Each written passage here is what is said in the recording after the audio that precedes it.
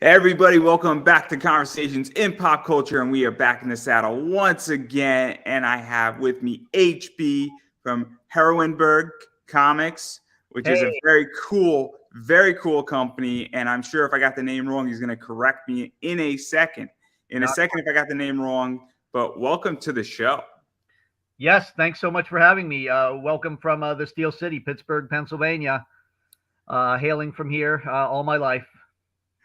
Yeah, no. I'm actually excited because I think we met maybe 6, 7 months ago, and obviously it Where would just that never have been? happened. And then you reached out to me. I'm like, took Oh, me a minute to realize who you were, and then I'm like, oh yeah, I remember. And obviously we're here, and you got a lot going on because you are a TV company, a media company, and a comic book company, and you're doing a lot of cool stuff with what you're doing. And so before we dive into it, can you kind of give everybody who's hearing about you for the first time what is Heroineburgh Comics and videos and your entire universe that you built, and what is it exactly you do? Because there's people who are tuning in who've never heard of you of before. course. So yeah, I mean, a lot of people make comics, especially indie comics, but we are probably the only people making a full-length TV series to go along with it.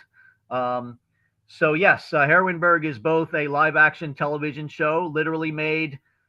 We've literally made 23 episodes and released them for pay download on the internet. We have a fan base that downloads them. In addition, we also have 8 custom mini videos, which are fan fiction created by our fans. So a total of 31 videos made and a total of 3 comic books published. It started out as a TV show, influenced by many things, which we can talk about, and moved along to comics as well, influenced by more things that we can talk about. So yeah, so Yeah. Let's talk about this yeah, because it's so brilliant where anybody and everybody and their brother is doing a comic book at this point.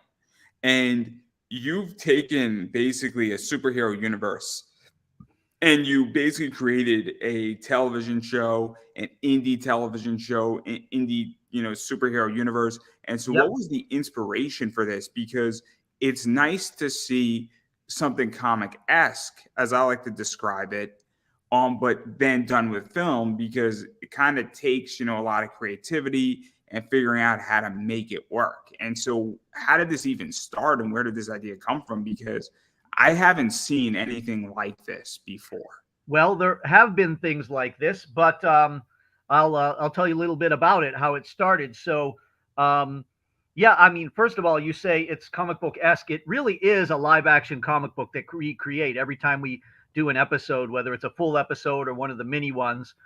But yeah, so I mean, the first step really comes in my childhood. I grew up during the Bronze Age of comics, and we'll call it the Bronze Age of television, and so when you're talking about Wonder Woman, Linda Carter, or Batman 66, or Electra Woman and Dyna Girl, or, the Spider Woman cartoon, or any of these things, the Red Sonja movie, that's all like my time period. And so, that's the original influences. But as far as when this started, Herrenberg started in 2016. I was interning at a local film arts support organization called Pittsburgh Filmmakers, which sadly collapsed after over 40 years recently. Not my fault. But I was interning in their equipment department. And I was at the time getting really back into comics after I was in the music scene and I got out of comics for about 25 years, since the late 80s, and got back into them. And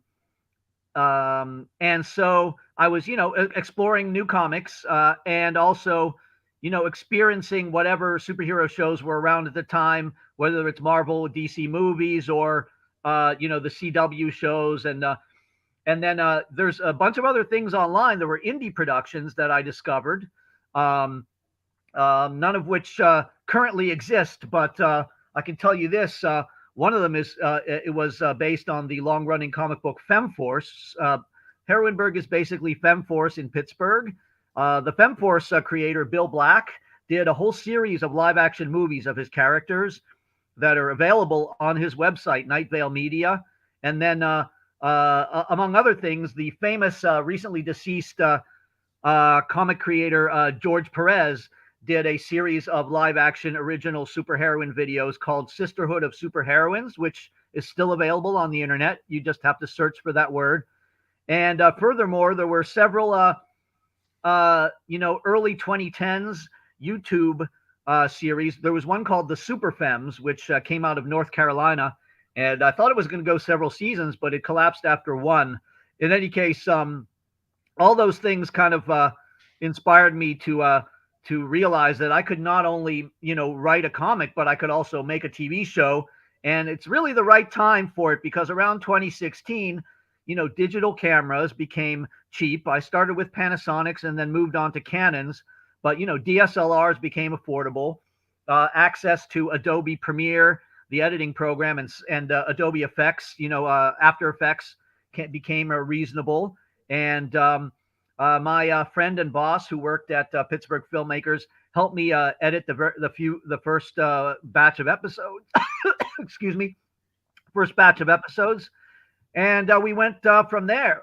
Let's talk about this, because obviously, I mean, I'm a strong believer, and I got no problem saying this, that I'm a capitalist by definition.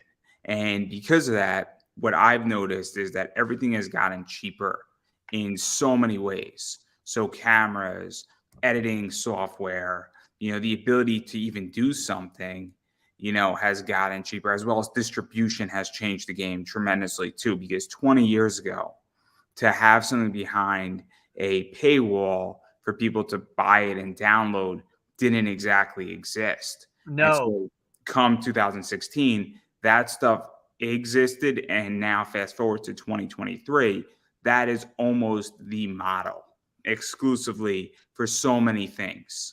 Sure. And so what is that like for you? Because you came in at the right time to do this. And I'm not saying it's easy, but 20 years ago, this would be nearly impossible. But in 2016, it's a hell of a lot easier.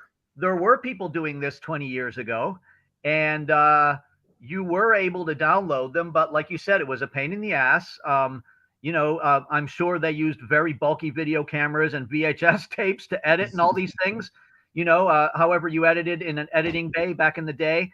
A lot easier now, a lot cheaper. What were we referring to here? Oh yes, just how it's I just decided, look, this stuff is worth something. We spent time on it, we spent money, not a lot, but we spent something, and therefore it really makes sense to market this kind of stuff as a live action comic book. It's an episode, as well as the comic books themselves, which are printed, it's like regular printed. We're going to get to the comics. We're going to get to the comics. I promise. Right. Sorry. But I do want to actually talk about it, because it's really interesting, because obviously you have for those who don't know the story, and feel free to correct me at any point, basically this entire, thing affects, it gravitates more towards women, and it grants them, superpowers based on the XX chromosome. And what winds up happening is that a bunch of people, and in particular in Pittsburgh, where we're focusing on, is that overnight, like 100 or 150 people get this. Women get it for the most part. And most of them are choosing to use their powers for their own selfish reasons. And this group of 12 women come together from the neighborhoods of Pittsburgh and outside and all those areas, and say, we're going to sort of use our powers for the betterment of society. And the first season really deals with kind of their origin stories. And there's not really a unionization of these characters in the first season, which I think is 12 or 13 episodes. Actually, the unionization, or the leagueization, Heroin League, happens. The first meeting happens at episode 13, which is the season 1 finale. And I kind of set it up as a superhero civil war, in which the superheroes have two different attitudes about how to run the league. One is more authoritarian and one is more democratic. It's kind of like, Republican versus Democrat, but making fun of that. And because we even have a Republican superhero. So in any case, it's kind of like analogous to the Marvel Civil War, And at the end, of course, they unite and find a common purpose. But yeah, the first 12 episodes are all origin stories of these 13 or 14 characters, and then they unite on episode 13, and then after See, that, I like this, and the reason why I like this in yeah, particular and why it works so well, and I think it's actually a real deficit in comics, is that one of the things that Marvel did really well is they did an Iron Man movie, and they did 3 of those. They did a Captain America movie. They did a bunch of Thor movies. And then, I think they did some Hulk stuff. And so now we got to know these characters before they became the Avengers. yep, And that's how I feel about your universe and what you created. And with these, superheroes, is that for the first 12 episodes, we get to know these women. We get yep, to know how they function. We get to know some aspects of their life. We get to, realize who they are. We get a sense of their personality. And then they become united. right, Because whenever you form a union and a league or a team of superheroes and there's more than 2, sometimes, certain characters get dropped down and go to the side and other characters get propped up. And it's nice the fact that we get to know some of these characters before they join the league. And I think it's a really smart move on a television level, on a storytelling level. And I think comics actually need more of that. I even think traditional TV needs more of it, especially when you go down the team route, is that let's get a few episodes where we get to know said character. yeah, exactly. And that way, there's also there's depth of character. Um, we take the time not to because there's so many characters, and also because they're very diverse. We don't make anything shallow. Everything's has depth of field for all the characters. So each character kind of comes from their own neighborhood, their own specific profession. Some have their own ethnicity or subculture, a couple of sexual orientation. But all of those things. There's not one thing that represents them. There's several aspects and to their character, and we give out a personality. And so by watching the origin stories, you can pretty much develop a liking for or preference for some of the characters and see who your favorite is. And yeah, we give each character the time to develop. So like you said, when they all come together, they're all able to get their day in the sun, and nobody is shunted aside. That is correct. Yeah, and then even going further into this, obviously, I mean, you have, all this different stuff and they all come from different walks of life. And then you get to episode 13, and obviously there's this big hole, as you described it, a civil war and a thought process on how this, unionization and this league should be formed, why it should be formed, how they come together, and also different viewpoints. And what is that like? Because now you have, a lot of different women superheroes. I think 16 or 17, if I counted correctly. About Um, that. and now obviously you have a bunch of different perspectives in play, and there's obviously a common enemy that emerges. And what is that like to set up? Because it's really just a nice, conclusion point, and it feels very naturally progressed, where we get all of the gears and then we get something that connects them all together. So yes. So what was interesting was, first of all, the Civil War was kind of you had the Superwoman Power Girl type character Poderosa, and then you had the Thor female Thor type character Freya, and one had a little bit more woman of the people aspects to her, kind of a Democrat, and then one had more of kind of like a businesswoman, capitalist, Arnold Schwarzenegger, millionaire type feel. So she's more maybe from the Republican side, but they line up against each other with factions. Then they wind up uniting at the end of the episode, and then season 2 winds up introducing a lot of the supervillains.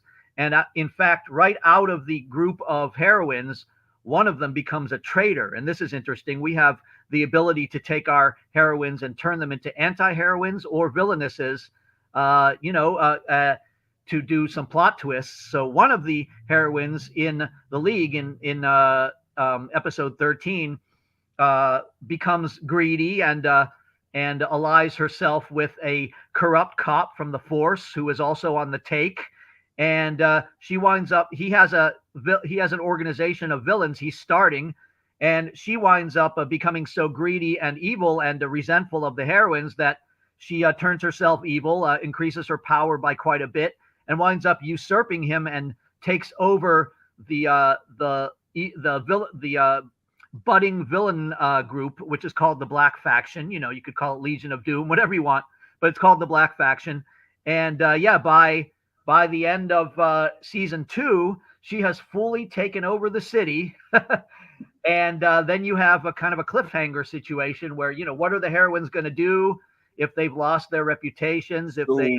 Yep. There's a lot to unpack here. So Yep.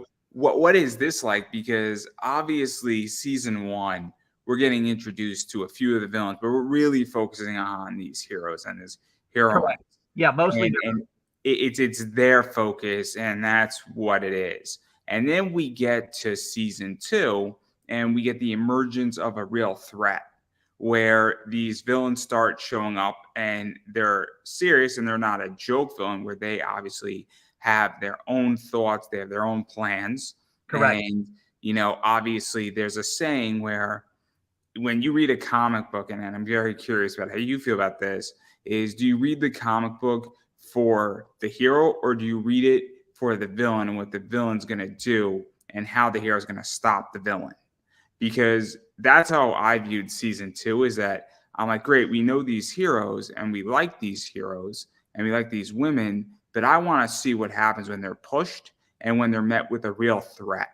And when they're met with something, and when a challenge is brought to them and they have to rise above that challenge or potentially sort of fail with that challenge a little bit too.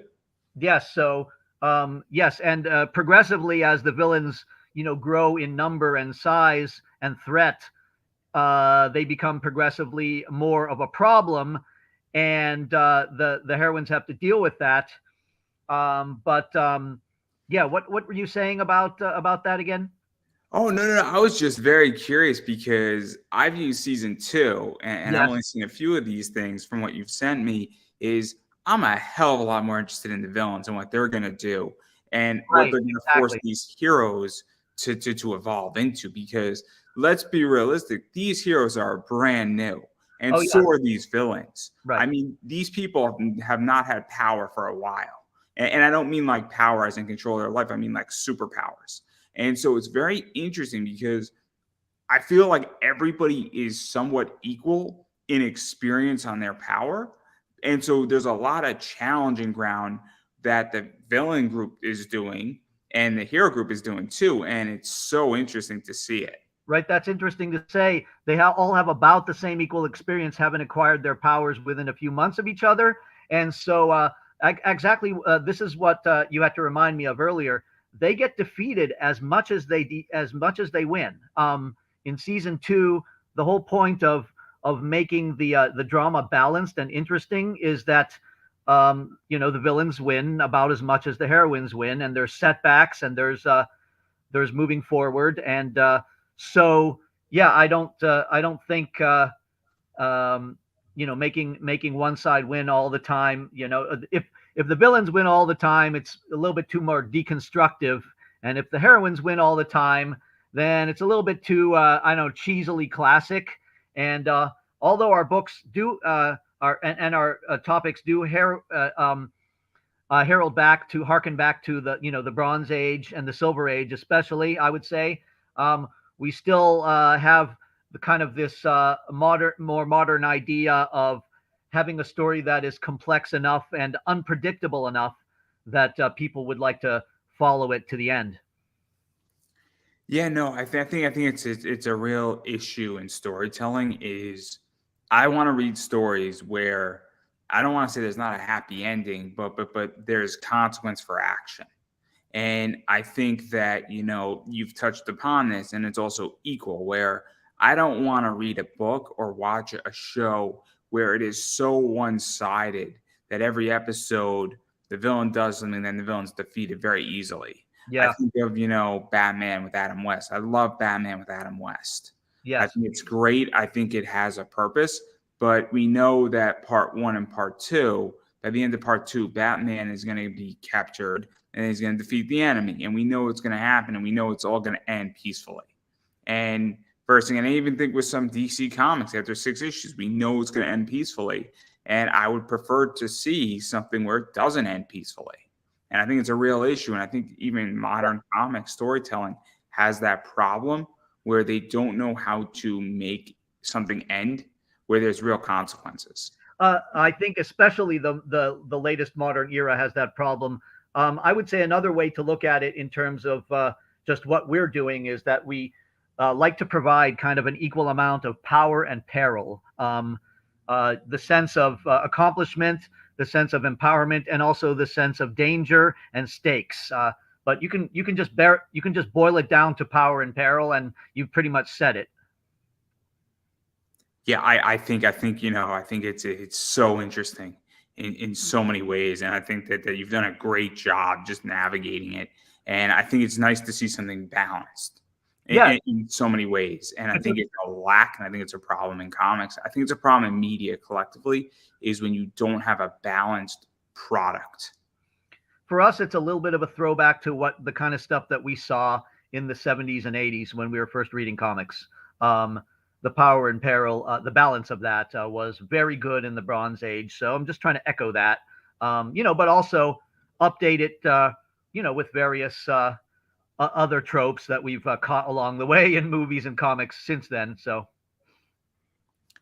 No, and I love it, and I love the fact that you've even taken this to another level where you've built a business out of it, and you put it behind a paywall, and obviously you found a fan base that wants that, because I think that's one of the biggest challenges with creatives current, is how do yeah, you monetize what you're doing? And it's very complicated in today's age. And so what it was even that, like figuring that out, throwing it out there, putting it up, and then I mean, I can imagine that your first sale was exciting, and then obviously you have somewhat of an audience. And what is that like? Because it's a very cool feeling when you make that happen and people are waiting for the next episode and they're willing to spend $10 or $8 or $5 for it. yeah. So what's even more exciting is that we kind of almost have uh, four different audiences. If I can kind of elucidate, the first audience is the people who download the episodes around the world. Now, this isn't huge amounts, but it's enough to keep going and feel confident about it. And when they're from as far away as Japan and Brazil and China and England, and Germany, then you feel some satisfaction in that. But I would say there's even three other audiences. There's our comics. Oh, should we talk about the comics yet, or should I talk about the other? You could talk about it. I'll circle back. It's Cool. So I would say the second audience for the videos themselves is, for the past few years, as we've been putting these out in bunches, we have been doing local movie premieres in theaters. And so, for example, a couple months ago, we debuted episode 21, which is a double length finale of season 2, 52 minutes. So it's perfect for feature film at a local theater. It's just like Avengers Endgame, except it has more characters than Avengers Endgame. Anyway, so yeah, so we can show them at local theaters, which we do once each time with each new episode. But then with the comics, there's even two more audiences. One is the network of stores that we built up, which is about 200 in North America. And the fourth audience is Comic Cons. We go to, along with our friends in the Comicsburg Creators Collective, Marvin and Grant and some others, we go to about a dozen Comic Cons a year in the East and Midwest. And we're heading south, in fact, to Charlotte in June. So, yeah. So people at Comic Cons who may not even discover us in the 200 shops, because, there's 1,600 shops, and we're in, I don't know, 20, 15% of them. So, yeah, the people who come to the Comic Cons find out about it like almost in a fourth way. And if we can, in fact, convince some Comic Cons to let us show the episodes in a panel, which we have done multiple times, then those people can even discover the live action episodes in a new way. We just project them on a screen in the panel room, and people come and check them out too. So lots of ways to find out about us. Yeah. So let's actually talk about the comic stuff since we opened up Yeah, that door. So sure. obviously, the way I view it is that you're a multimedia company, Yeah, I guess and so. Yeah, of course. it's different than, I had somebody on who writes comics and he hasn't done anything in film yet. He is a comic writer. He's a comic company. That Mhm, doesn't mean a comic company can't become a multimedia company. I'm a mhm. big fan of a company called LFC, Lingerie Fighting Championship, where they are a multimedia company and they are similar in many ways to WWE. WWE is not a wrestling company; they are a media company first and Okay. foremost. It's very important to understand the difference between, when you're a media company versus a comic company. But now that you brought in the comic stuff, that opens up a whole new audience. So where did even that idea come from? Because you were doing the live action stuff, Oh, and then now you're doing a comic book, and yeah. that just is another product. It And is, and actually making a comic is harder than making an episode. It takes longer. And as yeah, well, I'm just being honest here. That's why we make about one a year. But it came from a couple things. In episode 7, we had a scene in a goth club with our goth superheroines who are part of the league, and there was about 10 or 12 extras, dancing from the goth scene because actually a lot of our actresses and a lot of influences we have come from the music scene itself here. Many of our actresses are actually performers in bands or other kinds of performers. So anyway, we had this goth club scene, and there was going to be a big final battle between the three heroines and their villainess who was trying to take over the club. And one of the guys who was dancing around happened to be a comic book artist. And so we got to talking, a local guy, and I brought him in as the corrupt cop that I mentioned earlier, Detective Drake, who forms the Black Faction. So he became an actor, and he also became our first. His name is Benjamin Zeus Barnett. He became our first interior artist, and he did all of issue 1. And then he introduced me to a second guy.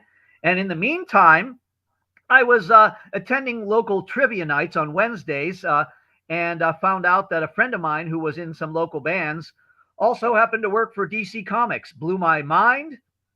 And I found out he had almost 600 credits in the industry and was about to draw Wonder Woman for Entertainment Weekly. So I was like, hey, why don't you do our covers? His name is Jason Wright. And he just got off, for example, doing the Young Justice Target series for DC. He's a colorist. And he works for various crowd funds as well, doing interiors, both interiors and covers. And so I was like, hey, Jason, you want to do the covers? And this is what you're seeing on our icon, our avatar right here. That's the issue 2. And I don't know, we can share screen if you want to see Jason's art. But in any case, yeah, he still works for DC and for various indies. And, having Jason and Ben and our second interior artist, Wayne, on board and a few other local people really kicked it to the next level. There is a incredibly large amount of creators in Pittsburgh doing comics or writing for comics, and a very active comic shop scene as well. Like over a dozen shops carry our book within the just our county alone.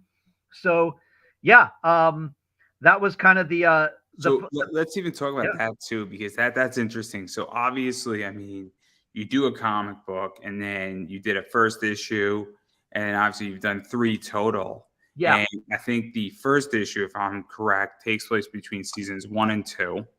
And so that's my understanding. And then issue 2, and then I even think issue 3, sort of is in somewhere in the parameter of season 2, maybe yes, even a little bit afterwards, but it's sort of a continuation, of season 2, and it's just almost like another episode, just in comic book format versus live action format. yep, And so what is that like? Because in a lot of ways, I actually think it's brilliant because it's almost a gateway where there are people who like this type of superhero stuff and they will come in for live action and they hate comic books. They don't like comic books They want to watch a video. They want to watch acting. They want to, binge and chill, for lack of a better word. But Yeah, then you have people who say, look, I don't know what this is. This looks a little weird, but you have a comic book and it's $10. I'll pick it up and I'll read it. And then now you're getting that side of it. So what is that like? Because I think it's really brilliant because these audiences have crossover, but they also have separate circles. But if somebody likes your product in one of those circles, the chances of them gravitating towards the other is extremely high. that's true. So, first of all, yeah, the comics are $10, but that's only through the mail. At Comic Cons and at local stores, they're like 5 or 6. So, that makes it even easier to sell them. But yeah, there is some crossover, and like I said, we kind of have 4 separate audiences, which all overlap a little bit. Um, Again, we're not necessarily the first people to do this. I forgot to mention there was a very active superhero universe out of Canada between 2012 and 2014 called Heroes of the North, and they made a whole bunch of TV episodes similar to ours and made comic books, and then they just kind of disappeared. Maybe they ran out of money, but we're kind of following it a little bit in the same way they did, except they didn't emphasize comics quite as heavily as we do. We emphasize both the videos and the comics almost equally, so I'll be spending time making an episode, writing it, filming it, editing it, and then I'll be spending time writing a comic book, and then spending months and months selling it or going to cons. And yeah, I guess the challenge is to kind of keep the two as balanced as possible, but they do cross over quite a bit, and we're hoping that they will more in the future. No, I just think it's brilliant, and I think it's so smart because it is a different audience. But I'm a strong believer, and I'll use an example. I'm a huge Avatar: The Last Airbender fan, Uh-huh. and so when Avatar first came out, I loved it, and then naturally I became a fan of Korra. And then when the Kyoshi books came out, Yeah. in the novels, that's a whole different medium. We just went from American animation / cartoons to a novel, Yeah. but it was an easy conversion, and I'm not the only one. Well, and then And there was Korra Comics too, right? So there was Korra Comics, there was Avatar Comics, yeah, and I might have spent a certain amount of money that I want to talk about that somebody might not like that I spent that much money on a comic book. I'm familiar with the concept of Korrasami. Yes. I was actually speaking about it. It's a super rare San Diego book. That was only issued at San Diego a while ago. It's a beautiful book.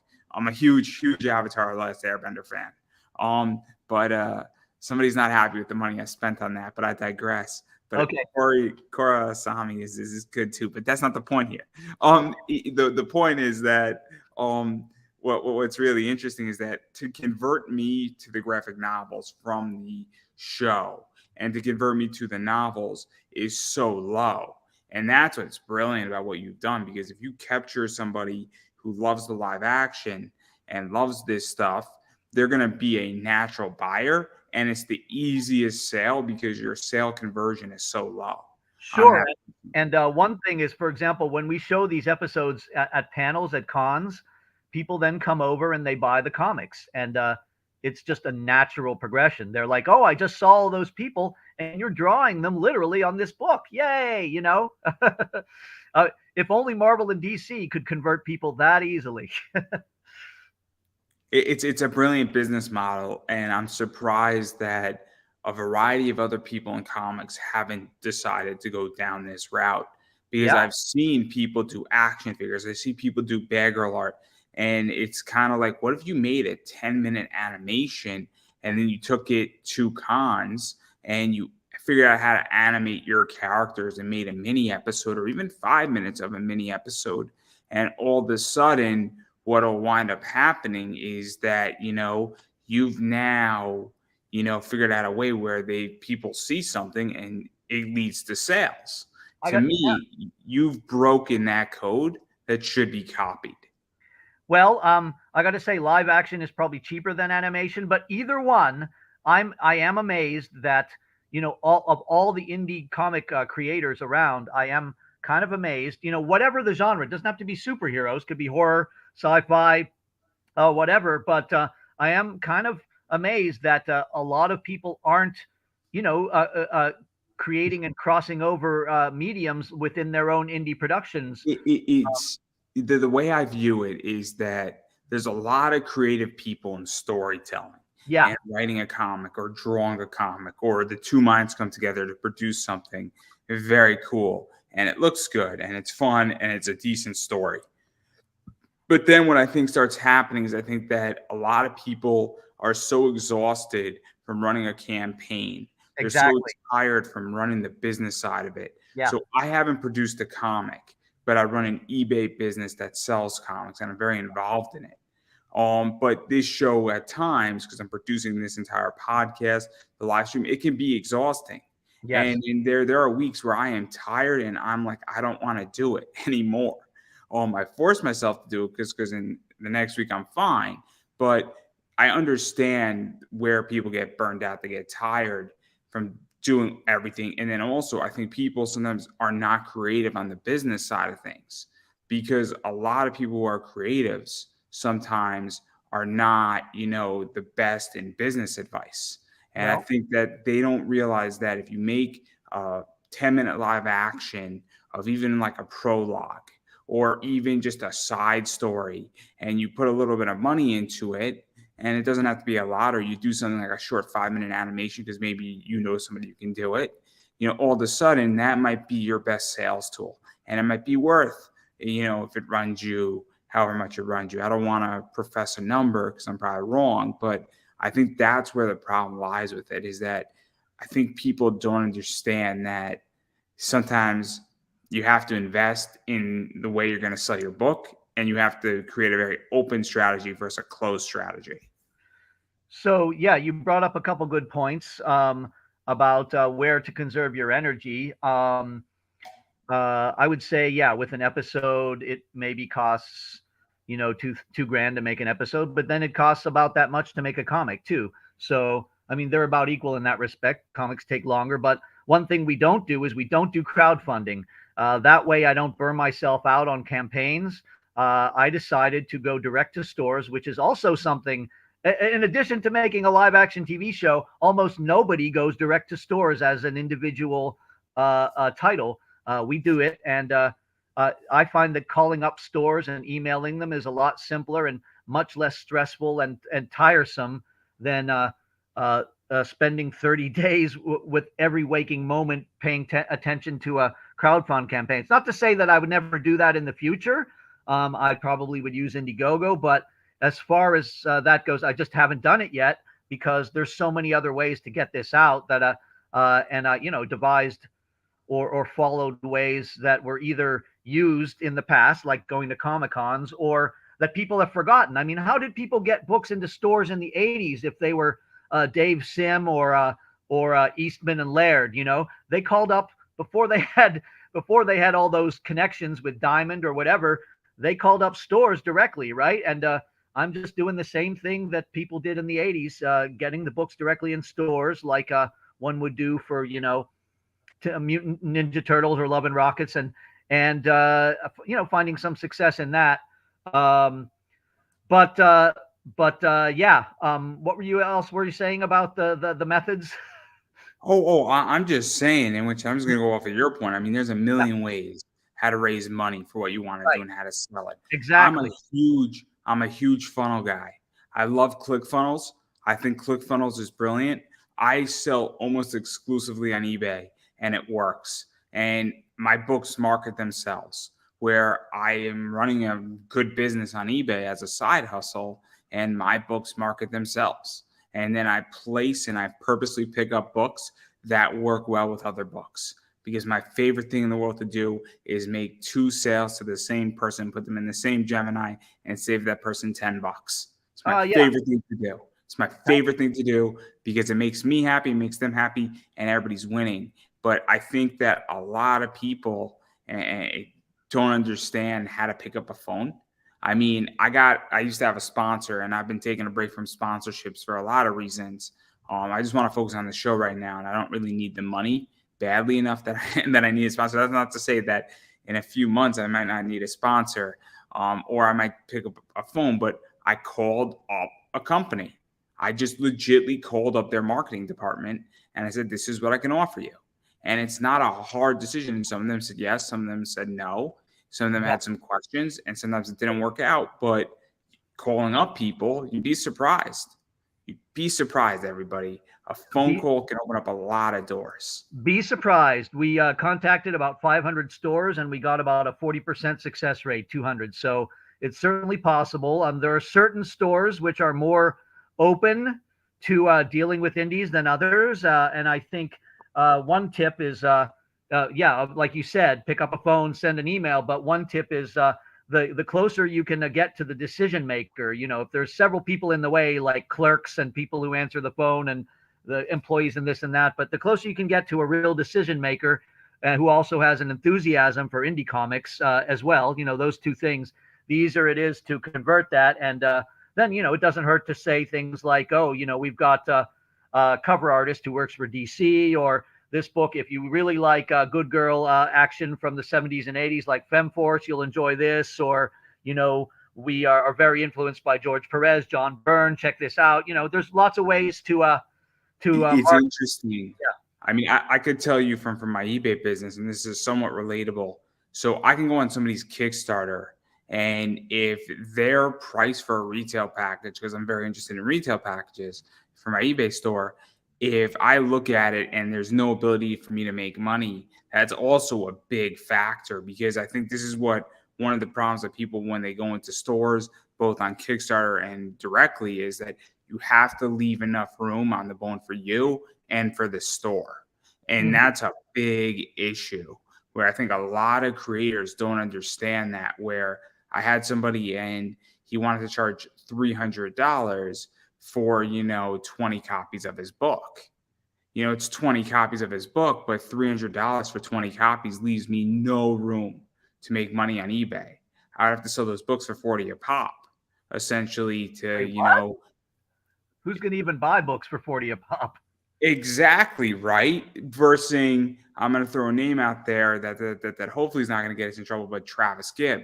Travis has a good retailer package that was $10 for $35.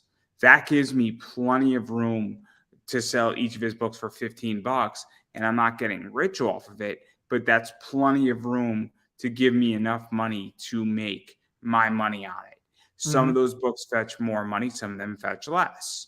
Like, some of his books only fetch 15, but, you know, the majority of his books sell for about $20. And so that gives me more than enough room as an eBay seller and as a retailer to sell that. Even if I was to sell everything that he, you know, sent me for $35 for $15, and after 13% on eBay, I'm still making a profit.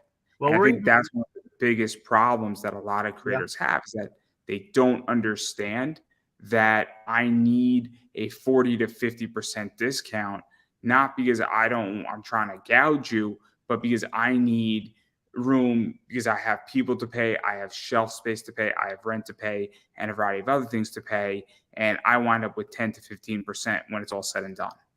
Well, we're even cheaper than that. And so we print our books in Pittsburgh. Actually, every single thing about both Heroineburgh Comics and videos are produced here. That's the rule, is there is nothing about these books except maybe a couple of guest actresses somewhere that is not Pittsburgh related. So, you know, we keep the cost. We found a place that's very reasonable. And so I don't know how many people, you know what dealing with stores is like, but basically stores deal with 50-50, whereas like a distributor like Diamond, you know, takes more like 60% or something like that. But anyway, yeah. So when you're talking about dealing with stores, you just do a 50-50 deal. You know, they sell it for twice as much as you sell it to them. But, you know, I'm very grateful that they're willing to take a risk and buy a 5-pack or a 10-pack or whatever it is. And then, of course, at Comic-Cons, you get 100% of the sales minus the cost of being there, right?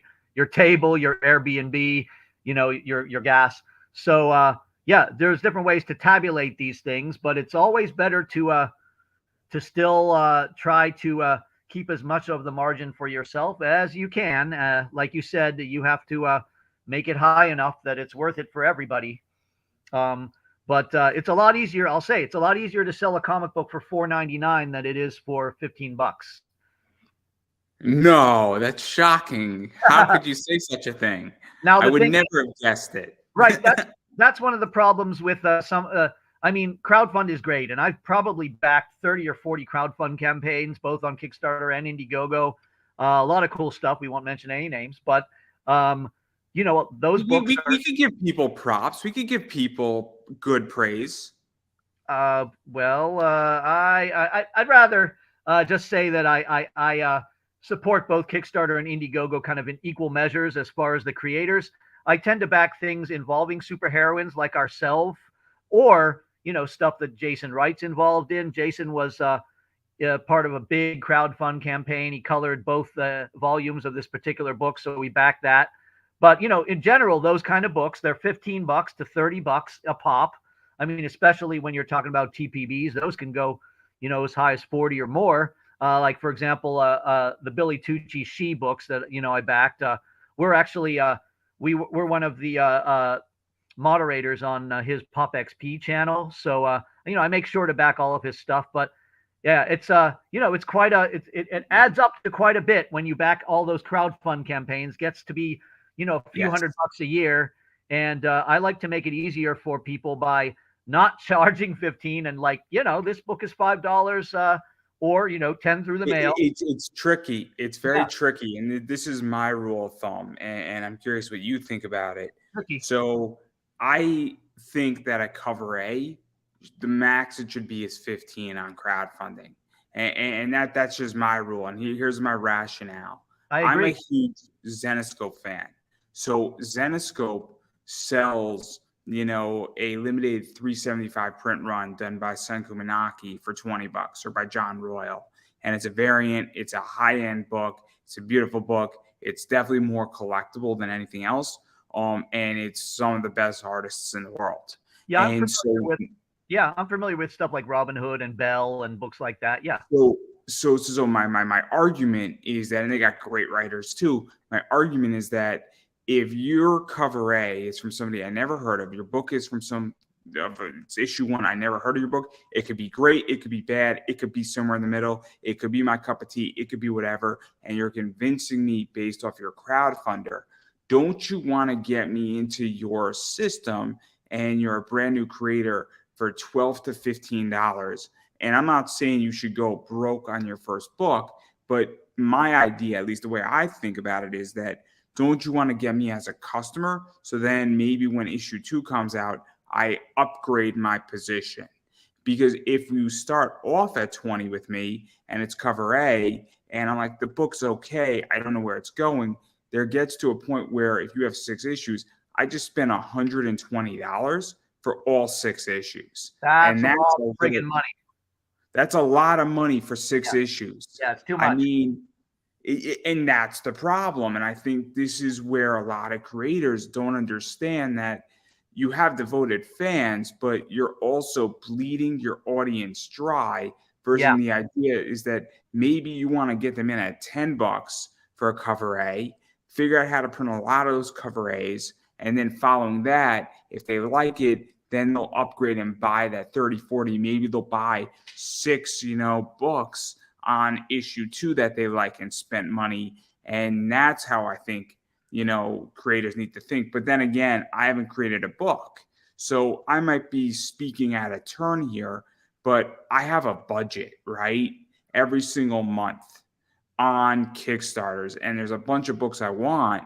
And I look at this stuff and I say, cool, what's going to give me my biggest bang for the most amount of money? And that's where I'm at. And I just think it's a real problem because I don't want to be bled dry.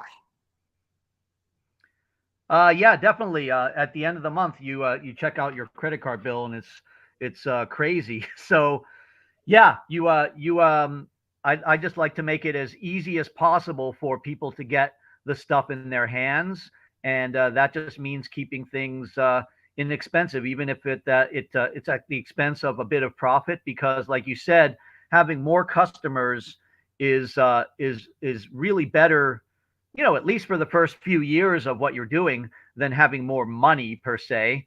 You want as many people to engage with as you possibly can on a commercial level. I was on a podcast. Sorry to cut you off. I was on a podcast that's going to come out in, I think, a week and a half from now, yesterday. And we were speaking about my eBay business, and we're speaking about how to take a distribution out of your business. And I think this is also what comic creators don't understand. I don't know how many comic creators really take distributions out of their business, or if their business is healthy enough. But there gets to a point where you want to grow. And it's taken me almost 10 years to take a distribution out of my eBay business. And now I'm taking a sizable distribution out, but it didn't just happen. I grew the business appropriately. And I think that's what sometimes people don't understand. And it seems that obviously you want more and more and more customers, because then if you grow it from 100 to 200 to 300 to 400, naturally, you're going to have more profit that you're going to be able to take a distribution.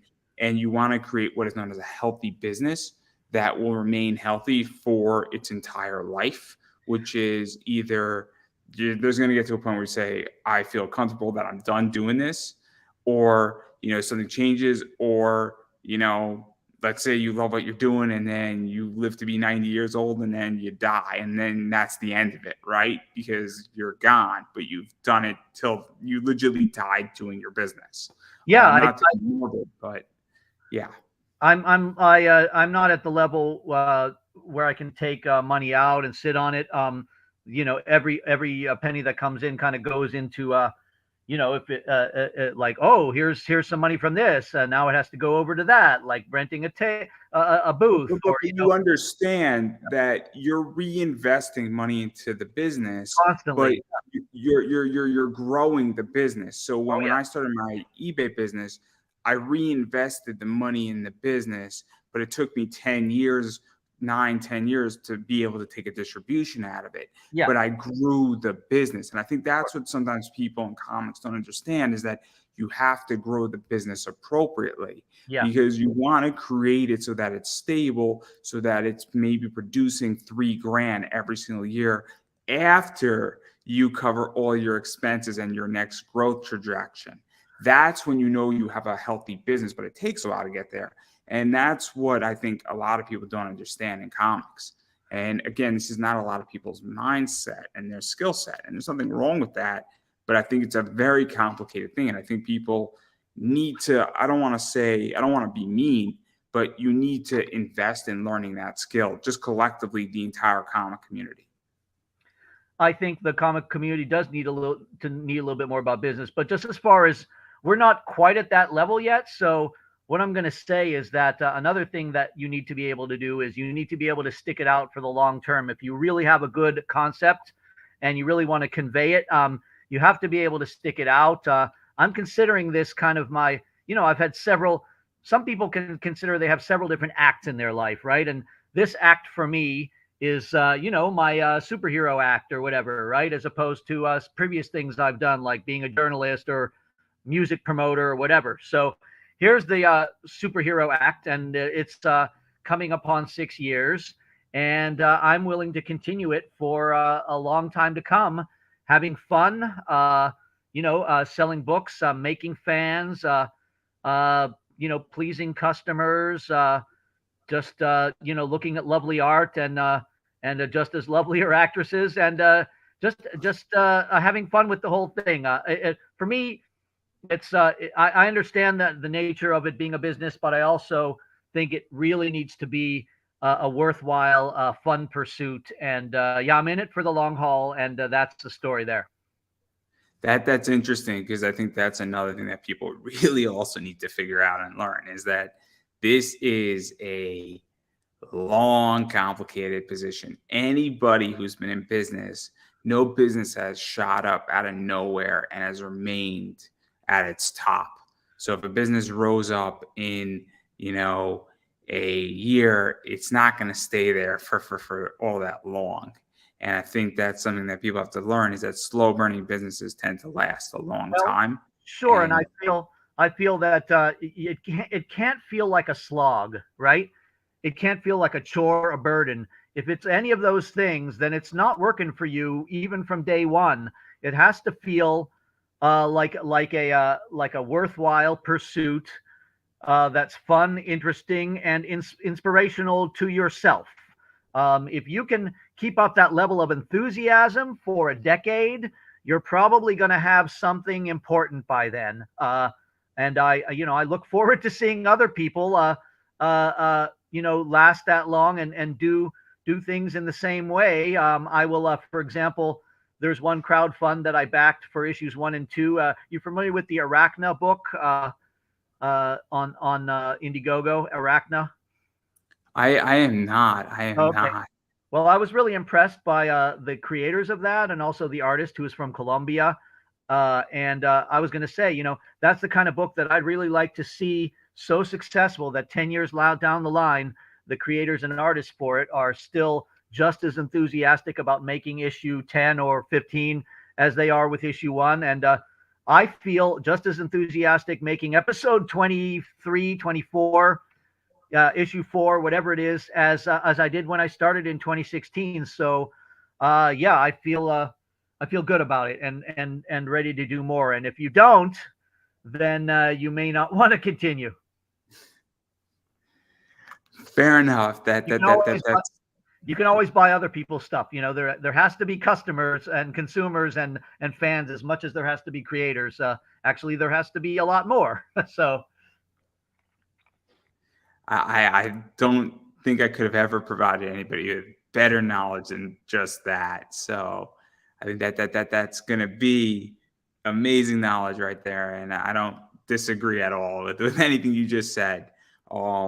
It's fascinating, and obviously, if you don't like what you're doing, you should probably not do it, and you should probably stop, because there's a saying. I used to live in D.C. and I've been to the White House once. For part of my job, and I walked through part of the White House, and I was amazed. And I used to work in Congress, and every time I passed the Capitol, I was always amazed. And the day that I wasn't amazed was the time for me to leave DC. It's a weird saying, but if you're not amazed by what those things represent, what they have been through, the exact legislation that's been through it, and different things in the government, and seeing it, and you work there, it's time to leave, and it's time to find something else to do with your life. And it's a very, very complicated thing unless you've lived it. I don't know how to describe it, but every day I used to go to work, I used to pass the Capitol. I'm like, man, that's an amazing building, and I'm happy to see it, even if it was a bad day for me, and I was cranky. I was still not unhappy that I saw that building and what it represented. But I digress on that. Oh, not at all.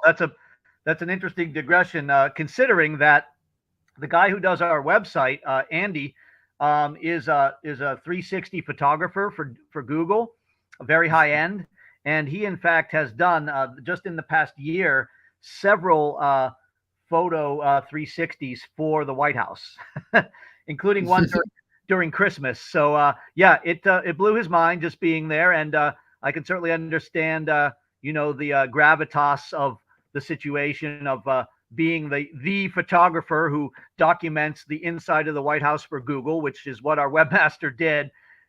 So yeah, you certainly have to be awe-inspired and just inspired in general by what you're doing to continue to do it in that manner. So yeah, there's our little connection. It's a fascinating one, but obviously we've been speaking for almost an hour, and I do want to give you a chance to promote yourself. Obviously, yep. Where could people find this stuff? Your website. I think I put the website in the description, but still, where could people find the website? Where could people, buy these episodes? Where could people get the comic books? Where could people follow you on social media? All that fun stuff. Sure. So our name, Heroineburgh, is unique on the internet. So if you take it and search it, you'll find everything. But here we go. So our website is heroineburgh.com. That's where people download the episodes directly, including the custom minisodes written by fans. If you go to episode seasons 1 and 2, you just look at them and download them. We have a PayPal system. And if you go to the customs page, you can download the minisodes. As for the comics, you can purchase them from our website at $9.99 a piece. And they will, if you get all 3, they'll go in the same Gemini. and we can save some money there. And actually, every one of our comics comes with a free character sticker. I think you guys, you got a couple of those in the mail. So that's kind of an extra nice bonus for getting them in the mail. But there's also a couple other ways to get our books. One is you just look at the comic shop list on our website, and then you go to that comic shop if it's near you, and you ask if they still have the book. And if they don't, let us know and we'll restock. And finally, of course, on our social media, which I'll announce in a second, we always say where we're going to be Comic-Con wise. For example, at the end of February, we're going to be in State College, PA for the first time, where Penn State is. And we've been to Ohio, Connecticut, New York, Maryland. We're going to a few other places, but yeah, we'll be in State College at the end of the month. And so anybody who's in Central PA, from Harrisburg to Lancaster, York, etc., can meet us there and buy comics in person. We'll show our episode 21 on the screen. And so the way to find out about what we're up to date is by going to our social media. We have Facebook, we have a Twitter, we have a DeviantArt, and we have an Instagram, all of which are called Heroineburgh, Heroineburgh. We also have a YouTube, and the YouTube has a couple hundred clips of outtakes, trailers, character intros, and a little series called Comicsburgh, which is a profile of local Pittsburgh creators and stores. We took the name Comicsburgh, and then we applied it to a collective of local creators, which includes Marvin Wynn, who does The Edge, D.P. Brown, who does Theme of Thieves, Grant, who does Beowulf, and several other creators. Mauricia, who does The Music Maker. She's one of our actresses. But in any case, yeah, Heroineburgh is all those things, heroineburgh.com, and all the social media. And if you want to look up Comicsburgh, Burgh, you will find the Comicsburgh website with links to Grant and Marvin's book, which are being distributed now through Diamond in stores. So yeah, they're in previews everywhere in the previews, magazine. So yeah, they're getting their books in stores. We're getting our books in stores, and we'll be at many Comic-Cons in the future in 2023 to meet people in person. Yeah, and I'm just going to keep saying it is that you have to support indie and you have to support indie comics. And the way to do that is when people are selling their books, you should go and actually buy their books, whether it's at a convention, whether it's on their website, whether it's in a comic shop. You should go buy their books. Obviously, if they're doing some other project that is obviously, with you guys, you do the video stuff, you do the comics, you should go buy the videos too. If you like this type of work, or if you don't know if you're going to like it, you should pick up one of them. And if you like more of it, you can obviously buy more of it. And that's a way, because every dollar that winds up going, that's purchased, minus what PayPal takes out essentially, which is very little, goes back into producing the next episode or producing the next comic or making the next project happen. And I think that's something that people don't understand, is that if you don't actually buy products, things don't get made, or they get made at a slower rate. And I think it's a big deal when you go out and you do that. And so, you need to support that, and you need to financially support it. So obviously that's a big deal. And then following people on social media makes a big difference, makes a huge difference. So I highly recommend that as well. And then as far as I'm concerned, my backdrop is slightly outdated. I am still Conversations in Pop Culture. You can follow me on Twitter at Pop Anime Comics. You can follow me on Facebook at Pop Anime Comics. YouTube is Pop Anime Comics. Unfortunately, my Instagram, or my main one, is not accessible at the time. You can still follow me there, and there's still a bunch of cool stuff there. It's Pop Anime Comics. Or you can follow me on my new one, which is Conversations in Pop Culture. It's brand new as of today. I have 12 followers. So if anybody would like to follow me, you're more than welcome to follow me there. A lot of cool stuff's up there already, and a lot more cooler stuff in the next few weeks is going to be going up there as well. So I appreciate everybody who's coming and migrating over. Unfortunately, my Instagram account got hacked. So that's kind of what it is. But what can I do? All I can do is just roll with the punches and hope for the best. So yeah, so that's everything I got. I appreciate people supporting me. I appreciate people buying me a coffee. Makes a big difference. It's not a necessity. It's optional. But yeah, that's everything I got going on. And yeah, on that note, I'm going to give you the final word. Well, yes. If you enjoy powerful, beautiful women in costumes having adventures in the classic style of 70s and 80s Bronze Age comics, and superhero TV shows like Batgirl, Catwoman, Wonder Woman, Black Scorpion, stuff like that. And if you like Jason Wright from DC, or if you like classic artists from the 80s such as George Perez and John Byrne, John Buscema, then you will probably enjoy what we have to offer at Heroineburgh.